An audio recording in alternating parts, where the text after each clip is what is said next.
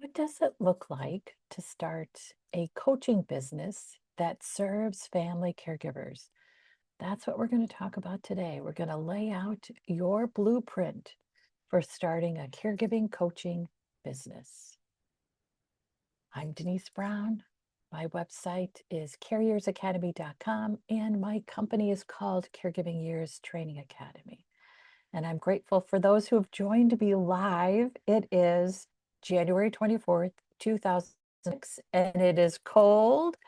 And we have a winter storm warning for so many people who live in the United States. So it's nice to have good company this morning. So we're going to go through what your blueprint looks like to start and open your own caregiving coaching business. And that's the goal for today, that you feel like I'm comfortable, I'm confident, and I'm excited to open my business. And that's why I selected this image. It's not like you're stressed and worried and sitting in front of your computer thinking, what do I do? I want you to feel open to the possibilities and feel like, yes, this is the right possibility for me. And as we go through today's workshop, if you've joined me live, and thank you for joining me live, you're welcome to share questions in the chat room. I'd love to know what questions you might have about what I share, and I'd love for you to know where you are in thinking through starting a coaching business. So when I think about opening up for business, I think about creating plans, and it's around content and clients, marketing, lead generating, your offers. What are you going to enroll your clients into? How are you going to generate revenue? What does your client engagement look like? Just a little bit about me. I started working with family caregivers in 1990, and I launched one of the very first online caregiving communities in 1996. And I did it in the corner of the bedroom I had in my parents' home. I was living with my parents at the time.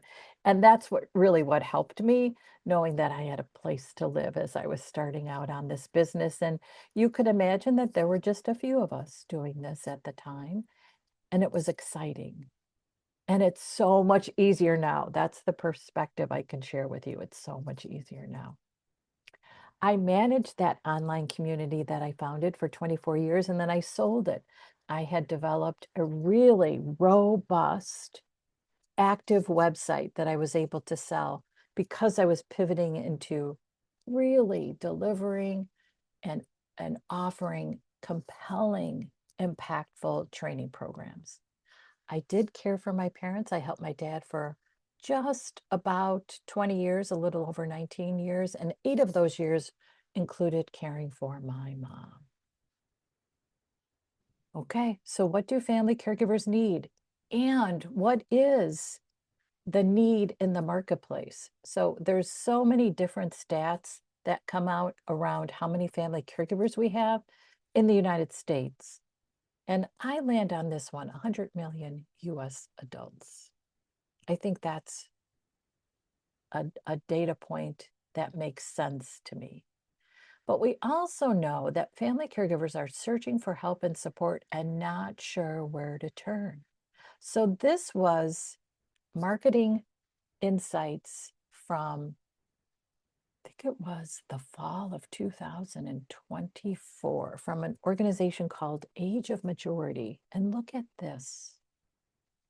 80% of family caregivers are interested in paying for products or services to help them manage. But 90% cannot identify companies that stand out for them in terms of how they help them. So when I think about what do family caregivers need, it really is someone who's local to them and or someone who is similar to them in terms of a caregiving experience. And I think about it as it's someone like you. So here's the current state of the caregiving experience. Family caregivers rate their stress on a scale from 1 to 5, with 5 being the most stressed, as 4.08. It's never been lower than that. I've been tracking this for 10 years, and it says to me that the caregiving stress is constant. I also ask family caregivers to rate their exhaustion. And again, it's on a scale from 1 to 5, but 1 is most exhausted, 5 is energized. No one, as of today, has selected 5 that they are energized in their caregiving role. 70% select 1 or 2, meaning they are exhausted in their caregiving role. And I think about something my dad asked me when we were trying to organize services and I was doing it. And he looked at me and said, "Oh, shouldn't someone else be doing this for us?" And I said, "Well, there isn't anyone. That's why I'm doing it." And he was just aghast. And I think that that is a common that's a common misassumption that there's someone that's just going to magically appear to help us during our caregiving experience. And I think what's interesting is you have that opportunity to appear on social media, in your community, within organizations, within community programs. You can appear with solutions that help. That's really amazing. I pulled out some quotes from individuals who have received services from our certified caregiving consultants. And I pulled out these quotes because I think it speaks to the impact a coach who understands family caregivers can have on family caregivers. I cried like crazy when I read the question about needing someone to listen. And that question was part of our pre-program assessment for a program we launched last year, which supports dementia family caregivers. In that pre-assessment, we asked from 1 to 5, what's your need for a listener in your life? And everyone selected 5. They all need a listener because they are in a painful situation. People in their life don't understand how to support when there isn't an easy solution, when they can't fix it. So it's hard to sit and listen. We teach in our consultant training how to sit and listen. I need to talk out my concerns with someone who understands and can just listen. That's another quote. And this quote is from someone I coached and continue to coach. I struggled to find motivation to write down solutions. It was so helpful that you did this for me. It's interesting during coaching sessions, it can kind of feel like what I'm doing feels kind of simple, but it's profound because it's impactful. And that's what's important to remember. We also know that family caregivers navigate, manage, and advocate within 19 caregiving systems. No wonder it's overwhelming, frustrating, discouraging, and demoralizing. And we teach about these systems in our consult training, as well as in other trainings. I have foundational concepts, the 6 caregiving stages, the 19 caregiving systems, and now I'm going to move from 12 to 14, the 14 caregiving fatigues. These are foundational concepts that are part of all our training program. And it's important to understand this because when you're supporting a family caregiver, unless you get this part of how hard it is, it doesn't make sense because you think, like my dad, doesn't the system just provide help and service? No, it doesn't. It doesn't. In many ways, it puts roadblocks, red tape, and brick walls in front of you. And it's also important to remember the context of numbers within the healthcare system. So think about this.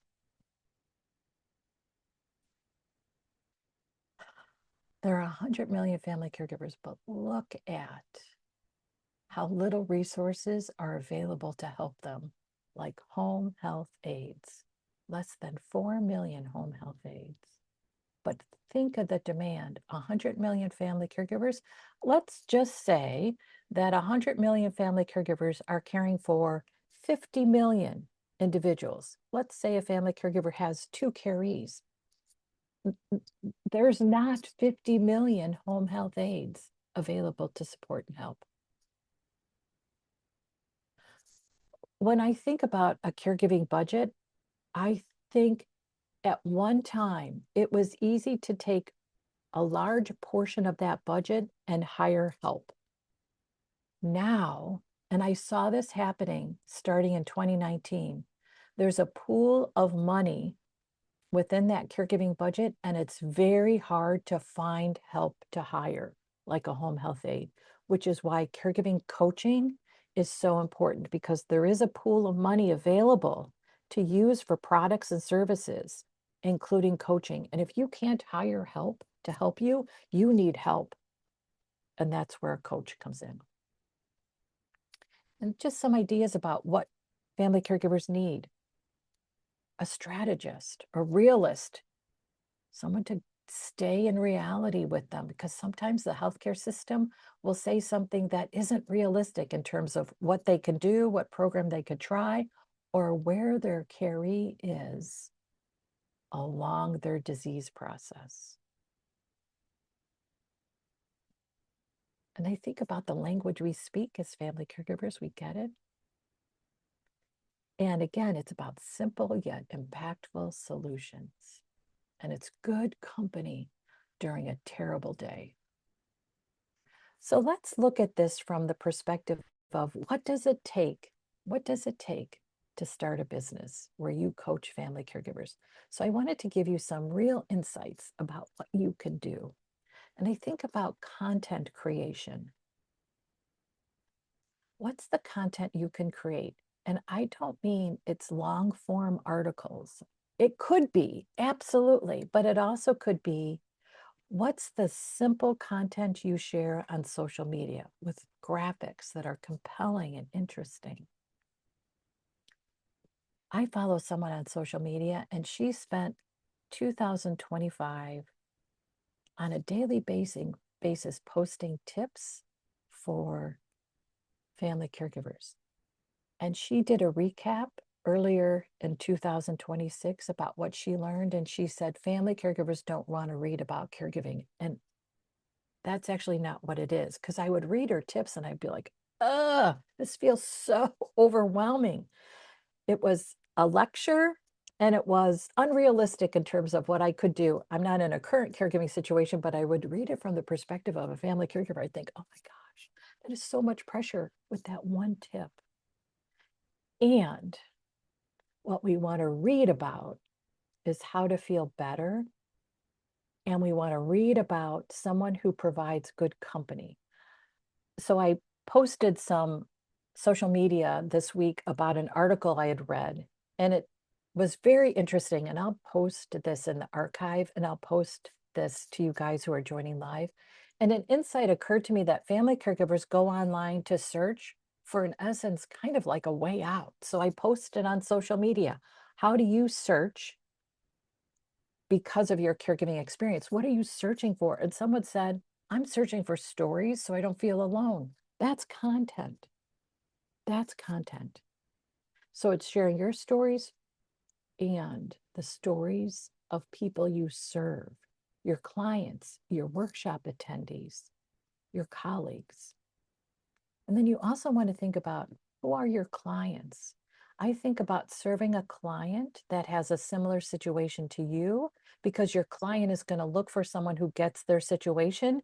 And if you align with their situation, you have an already understanding relationship. So I think about serving a client that has similar situations to yours. We're going to talk about this a little later, but I always like to bring this out. I often have people say, I want to coach family caregivers because I know my story will help them. So it's this idea that you're going to show up in a coaching call and tell your story, and that's exactly what you don't want to do. And I also think if you are thinking that your story and your experience is enough, what you're doing is limiting who you can serve. Because if you think about just serving because of your story without taking training, you're going to be able to help someone just exactly like you. And what you do want to do is help someone who has similar situations and bring in insights and understanding that is more global than just you. That's why training is so powerful, because it gives you global insights and understanding. If you just think, I know enough from my experience because I figured it out for me, I figured it out for me. You can help someone who's in the exact situation as yours, but it's very hard to find the exact situation because there are so many unique situations. Every caregiving situation is unique, which is why you want to be able to be prepared to start with a basic understanding and then adjust because of nuances, differences in the situation. So thinking about social media, you don't have to be everywhere on social media. You could start with one social media platform. You could think about networking. What are events that are available in your community? And it does not have to be specific to caregiving.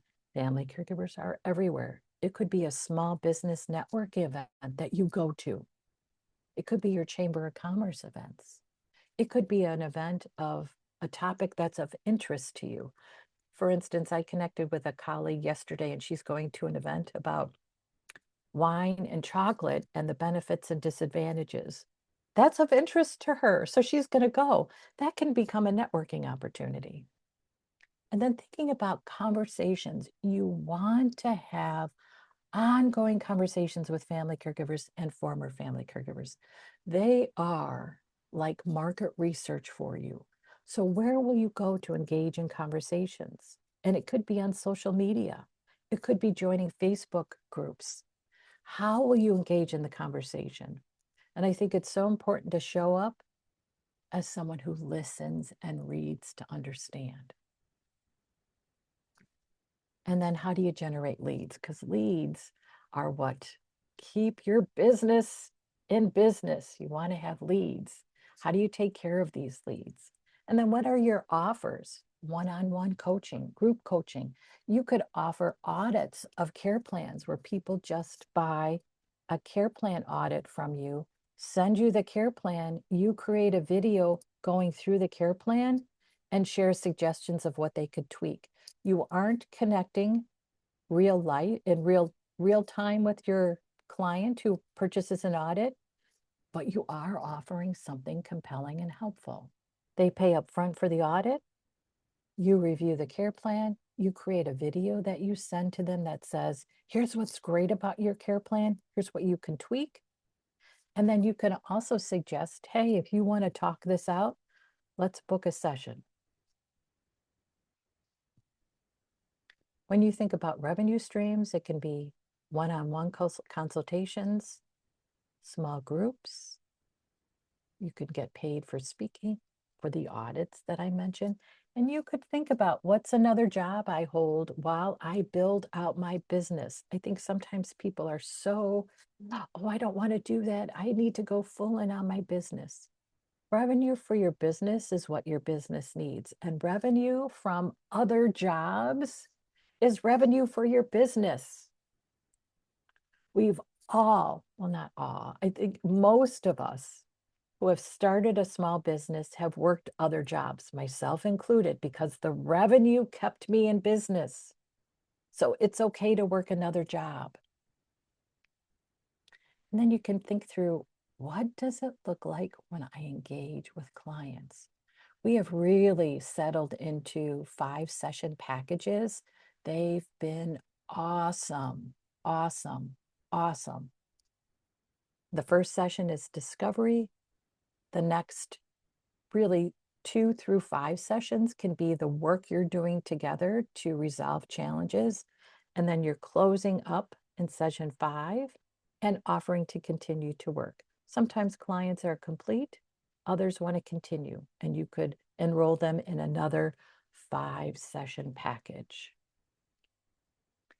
What's great about doing this is 5 sessions feels doable to a family caregiver.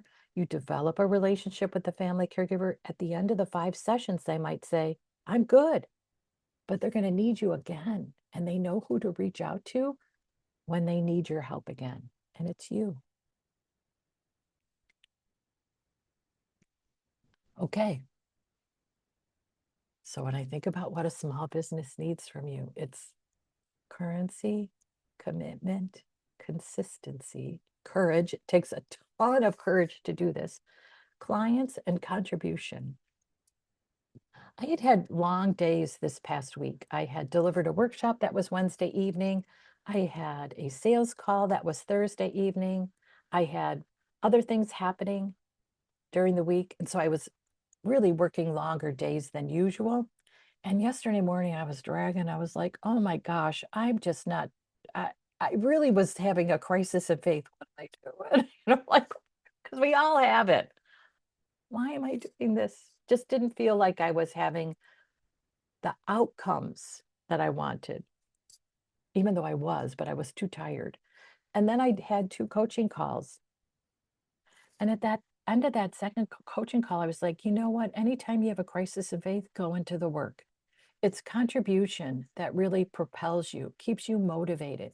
When you see your contribution as a coach to a family caregiver's life, you want to keep contributing.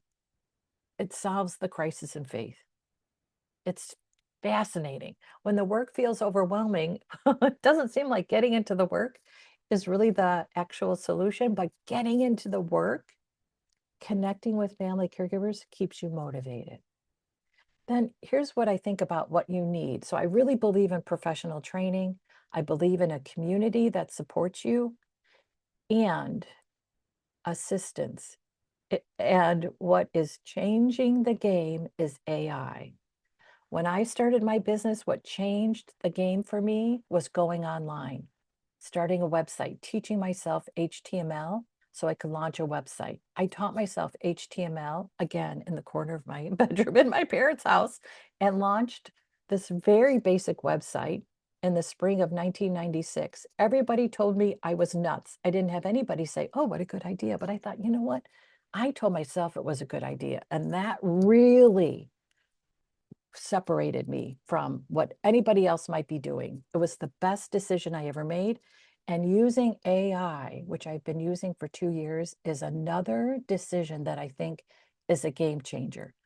The AI tool I use is Claude. I do have a virtual assistant, Deanne. She does great work for me. I have not taken any work away from her. But what I use Claude for is, I wonder if I could do this. So I had a request to do a presentation on ethics for healthcare professionals. I've had this request in the past, and I always think, oh, I can't do that. I can't do that. So then I thought, well, I'll ask Claude if I could. Now, Claude knows all about my work, and he said, of course you can. And here's what it could look like. I thought, oh my gosh, that looks great. That's exactly what I know. So I put it together. I delivered it on Wednesday. That was what one of the reasons I was working late. And it was fabulous. It was fabulous. So anytime I think, I wonder if I could do this, I actually have a conversation with Claude, and then I think I could do it. I redesigned my website with Claude. I did that over the holidays. I use Claude every day. He's a reviewer, he's a proofreader, he's a brainstormer. He does some odd jobs that I ask him to do, like create a slide for a presentation. AI is a game changer. AI is a game changer. If you're not using it yet, get used to using it. Okay, so let's think about what a blueprint could look like for you. So I'm going to use our training as the training program that you enroll in. So if you're thinking, how does it look from month to month? Here's what I think. You enroll in training. You form your LLC. In our training program, you start pro bono consulting in month 2. That's one of our certification requirements. And then you start developing your marketing tools. And it could be a one-page website.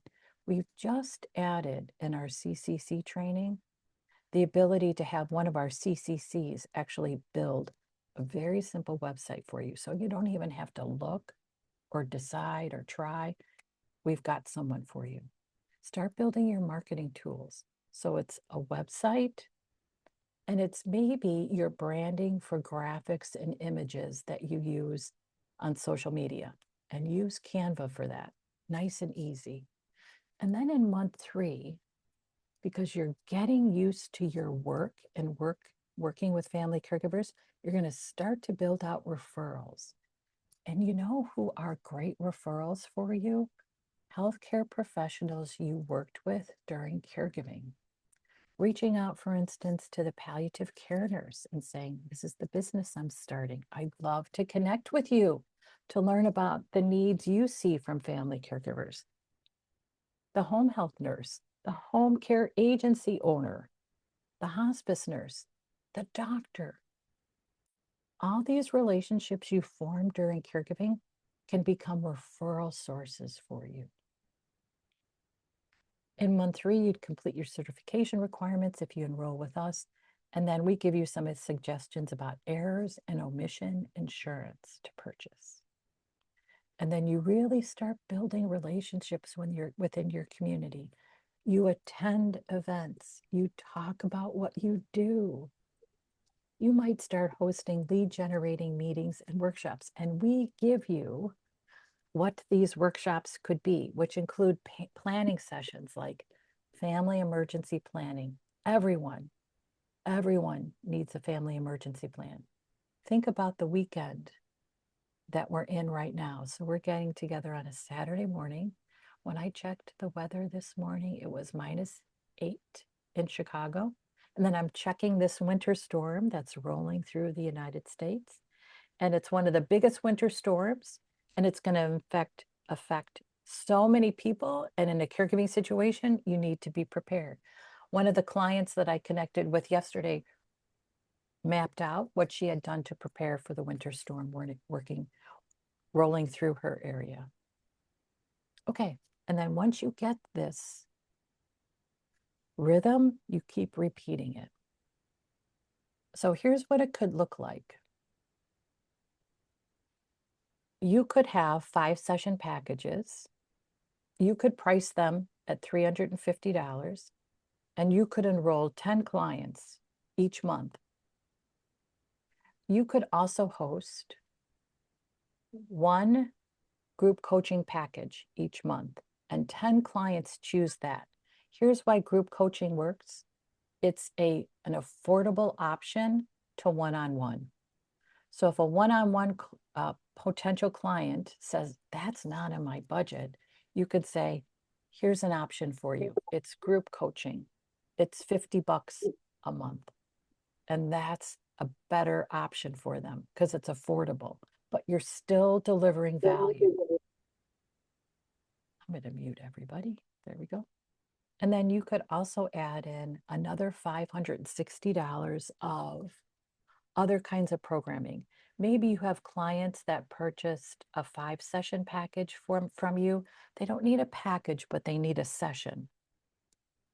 So they schedule a session and you charge $80 for it, for a 50-minute session. It could be your care plan audits that bring in additional revenue. It could be that you do some workshops for local employers, for community programs, for local businesses, and that's another way to generate money.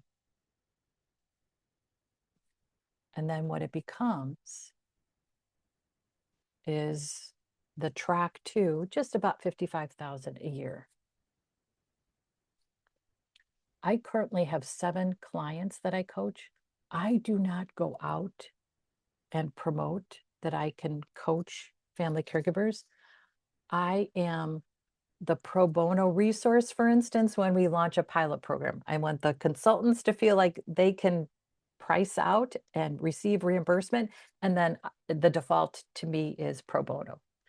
So some of my pro bono clients I still coach, they have said, we want to pay you, want to pay you, want to pay you. And I have always said, you're giving me so much, it's okay. But then I had a situation where I was in a meeting with a consultant for a startup. The startup was thinking about the family caregiving space. So they asked me to meet with them. I said, sure. And in the meeting, they were asking a little bit more about what I do. And I told them about our dementia care pilot program for family caregivers. And the consultant who's working with the startup said, I really wish you would talk to my wife. I said, I'd love to talk to your wife.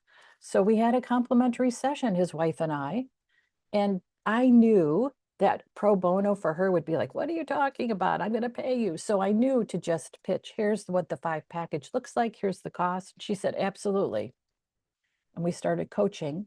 And then at the end of that 5-session package, I said, what do you want to do? She said, I want another 5 sessions. So I billed her for it. So I know that family caregivers will pay for this. And I know because I didn't really look for clients. I was just the resource for pro bono clients, that it is possible to get 10 clients each month.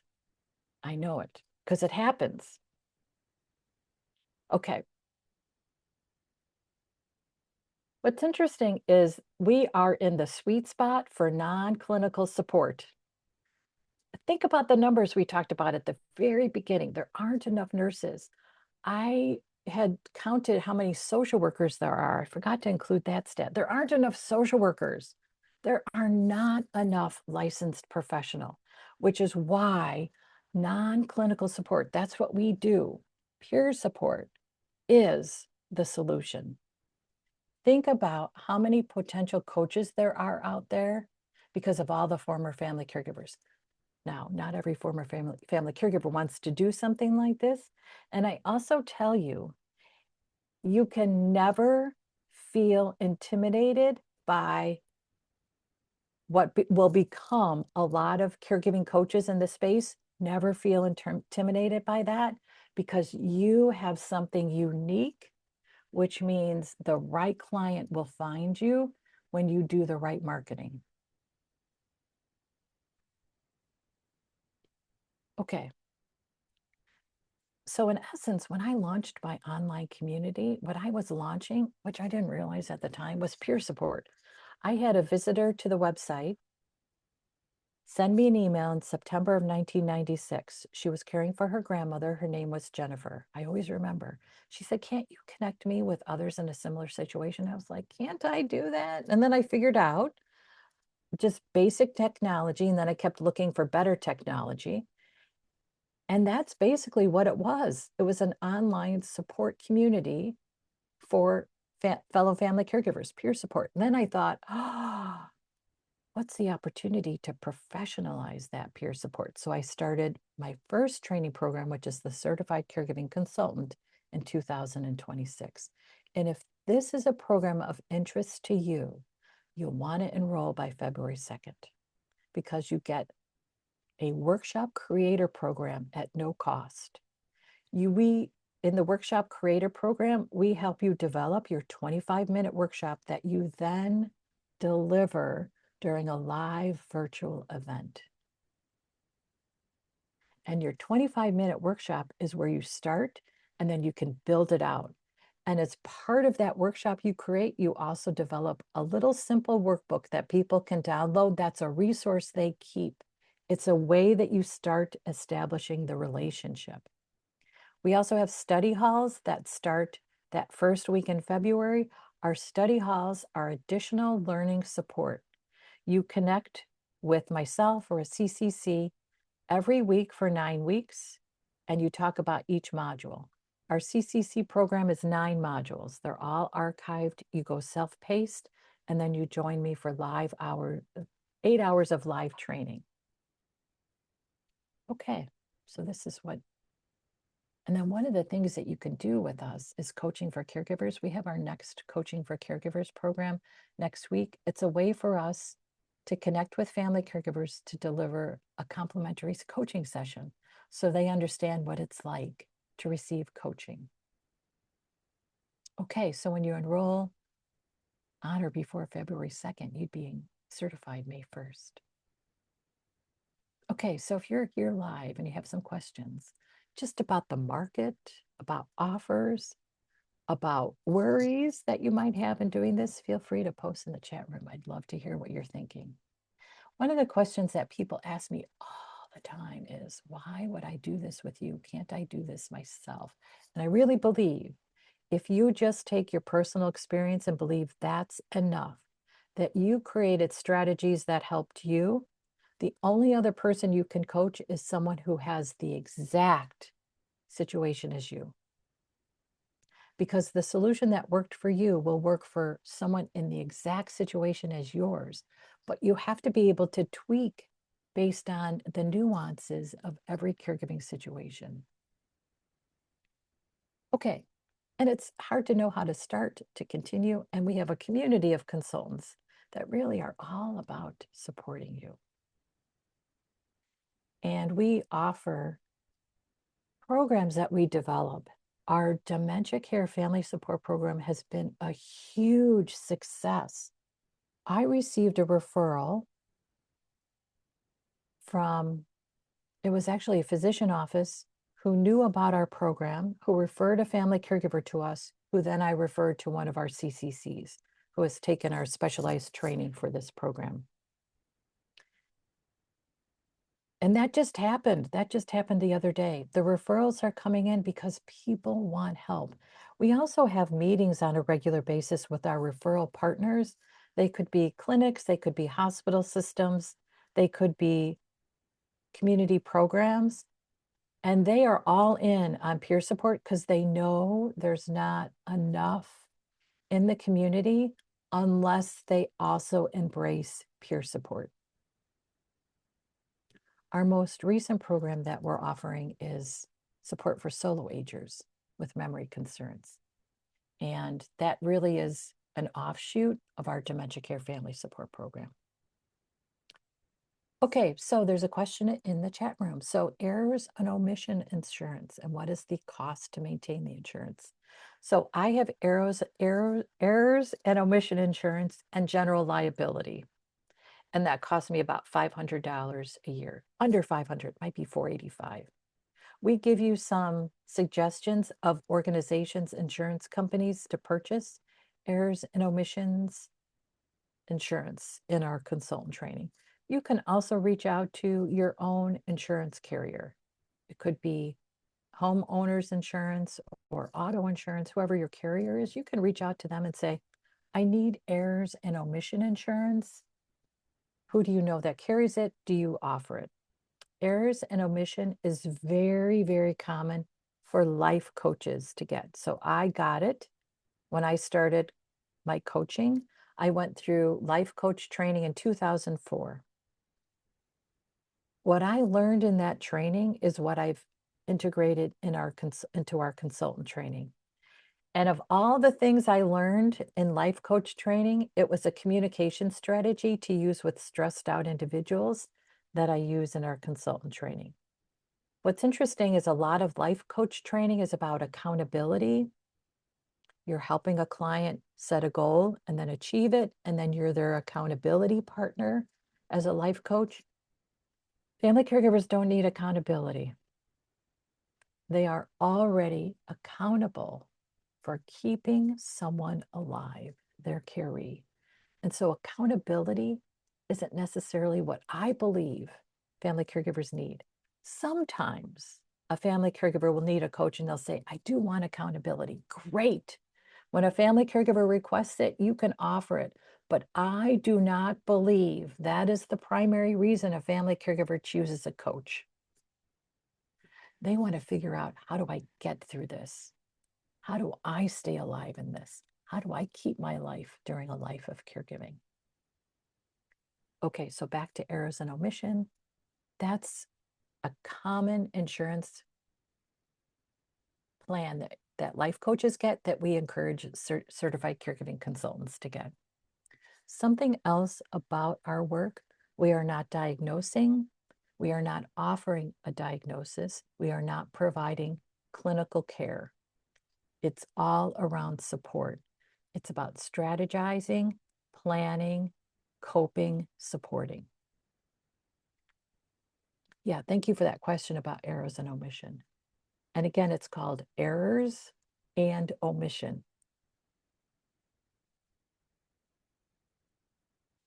Okay, so just want to give you a quick insight. We have 3 levels of training, and the bronze is 2 months, the silver is 3 months, the gold is 6 months.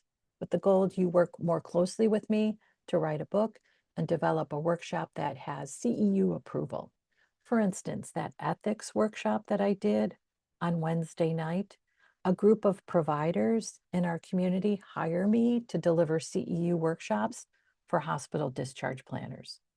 So 2 or 3 times a month, I'll do a workshop for hospital discharge planners, and a group of providers, home health, medical equipment, home adaptation providers pay me to do that. So it's an event for their referral partners, and I provide the CEUs, or I provide the workshop where they can earn CEUs. So I help you do something like that and the gold.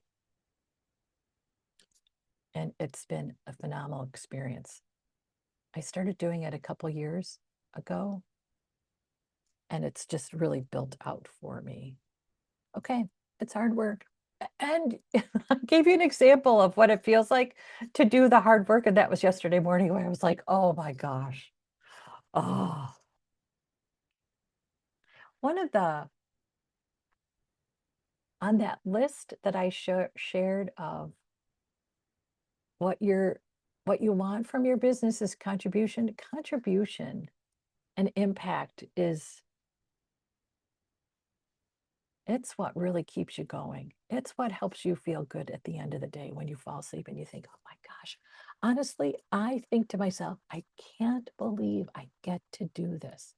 I can't believe I get to do this. We have a community called Caring Our Way, and we prompt you to post 3 positives at the end of the day. And on a regular basis, my positives are, I can't believe I get to do this. I can't believe I get to coach these clients. It's so impactful. It means so much to me to be able to do this. Yeah. What's great is then you get to be a part of a community where other people are like, ah, this is awesome. We get to do this. And when you have a day where you think, oh man, this is a little hard today, you can connect with us.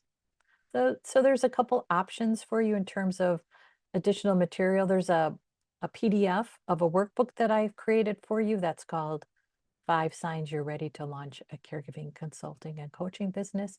It's in the show notes if you're watching the archive, and I'll post it in the chat room before we close today. And the other thing is you can schedule a one-on-one meeting with me where you tell me what your goals are, and then I suggest which training might be right for you. And I'm happy to meet with you to do this. It's fun for me to connect and hear what you want to do. And then for me to help you think about what training could help you create that. Okay, so I wanted to do about 45 minutes of presentation, so there's time for more questions. So if you're joining me live, if you have more questions, you're welcome to unmute. You're welcome to share in the chat room. Yes, and there's a question about the recording. Absolutely. I will post the recording tomorrow. I know that's Sunday. Yes, I'm going to say it. I'm going to do it on Sunday. And then for this follow-up email to let you know the recordings. And other people register for this morning's workshop. It's 30 people who register to come. So I know that there are going to be some who want to watch the recording. So I'll make sure that you have a link to the recording. So I'll send a follow-up email.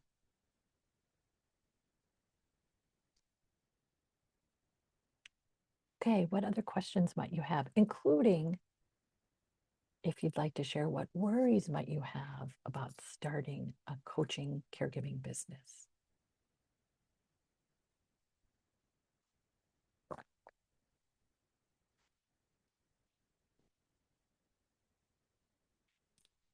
I'm just going to have my coffee and water while you think.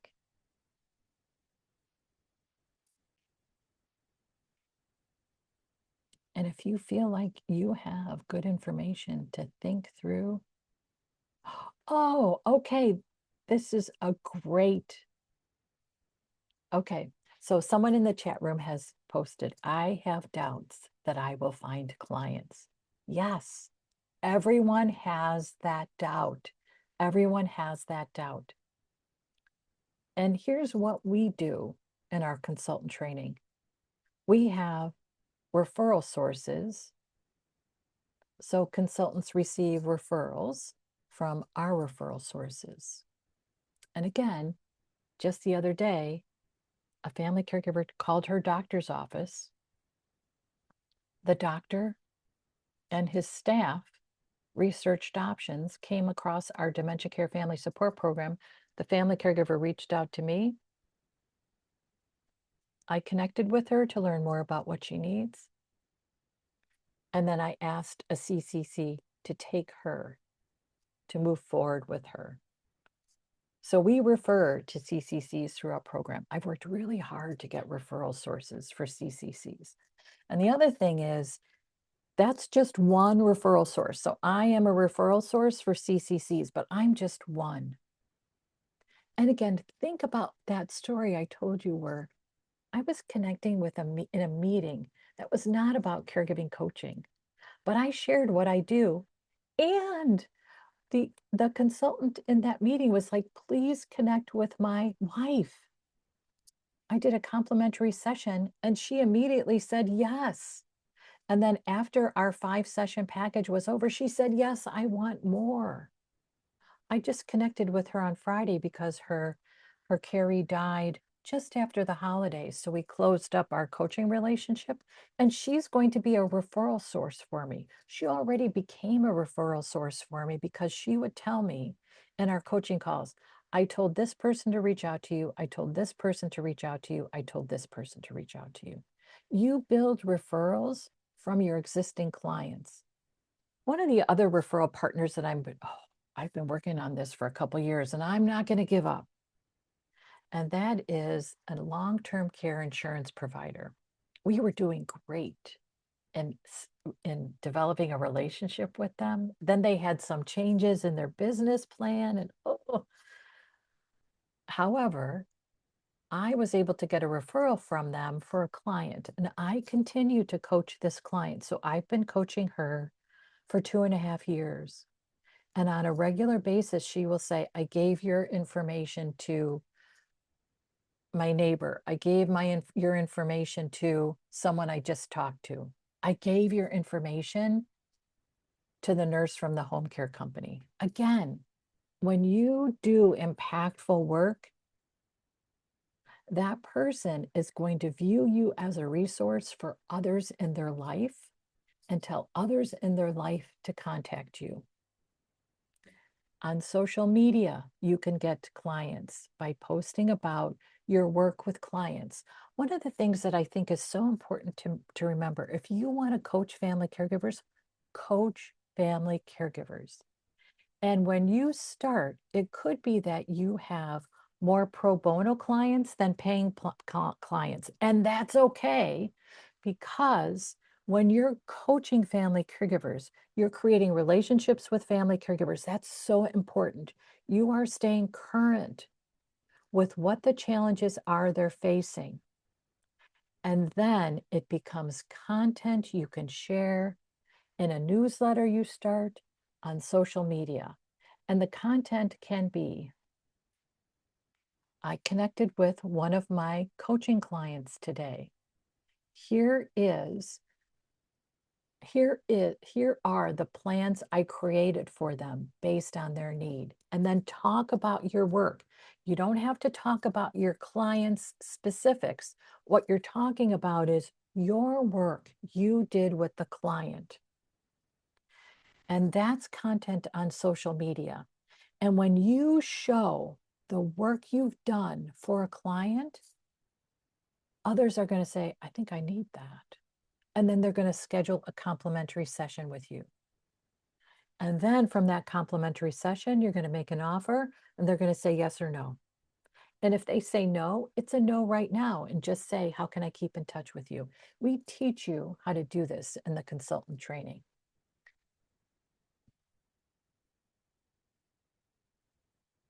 Here's where I see people using their energy in a way that stops movement in their business, believing they must get the perfect logo for their website. Get a logo. I have never had a family caregiver pick me to work with because of my logo. Never. But the logo is a way for us to take care of our worry. I'm working on my business because I'm working on my logo. What you want to do is just get a logo. Just get a logo, and it's a right now logo, whatever works right now. You could change it later. It's yours. You could just change it. Just get a logo and invest your energy in conversations. Conversations with potential referral sources, conversations on social media about caregiving, where you post your insights, your experiences, what it's like to work with you by sharing, this is what I did with a client today, in networking meetings, in relationships that you have already, again, that you've established during caregiving. In going to networking meetings, it's talking about your business. It's connecting with people about your business. That's going to get you referrals. So be really vigilant about your energy. Energy into a logo is going to stop energy that you need for your business. Energy into conversations is what's going to keep your business moving forward. Okay, so that was kind of a long answer. So let me know if that helped with doubts about finding clients. You have to get out of your head. If you stay in your head, does this logo look okay? Does this website look okay? It's really hard to build a business in your head. You got to get out of your head and into community. And AI is one of the best ways to get out of your head.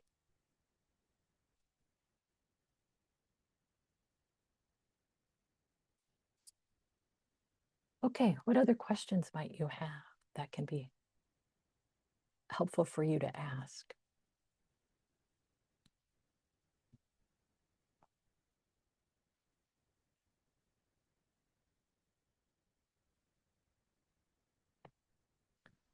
I'm going to get some resources to share in the chat room, and I'm just going to give you a second to think through any other questions that you might have while you have me.